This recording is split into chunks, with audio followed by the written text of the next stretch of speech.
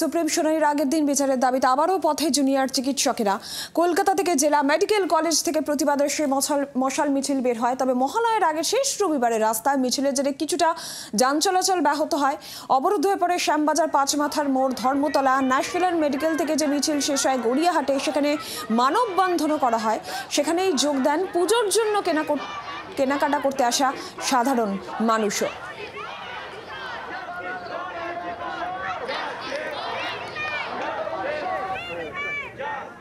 National medical থেকে মিছিল বের হয় গড়িয়াহাটে, সেই মিছিল শেষ হয় মানববন্ধন হয় গড়িয়াহাটে।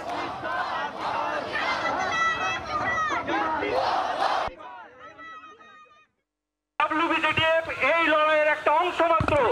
আপনারা আসুন, আমাদের পাশে থাকুন, যেভাবে লাস্ট কয়েকদিন থেকেছেন। আমরা দেখিয়ে দেবো এই অভিজ্ঞতা, এই বিরূপাক্ষ, এই থ্রেট কালচার, আমরা এদের ভয় পাই না। আপনাদের কাছে এটুকুই বলতে চাই, আমাদের আন্দোলন এখনো শেষ হয়নি। যতদিন না পর্যন্ত আমাদের অভয়া দিদির বিচার পাচ্ছি, আন্দোলন চলছে এবং এই আন্দোলন চলবে। আর শেষ পর্যন্ত আমি একটাই কথা বলতে চাই, বিচার যত পিছিয়ে যাবে, গর্জন তত তীব্র হবে। এইবারের উৎসবই প্রতিবাদ, প্রতিবাদী উৎসব।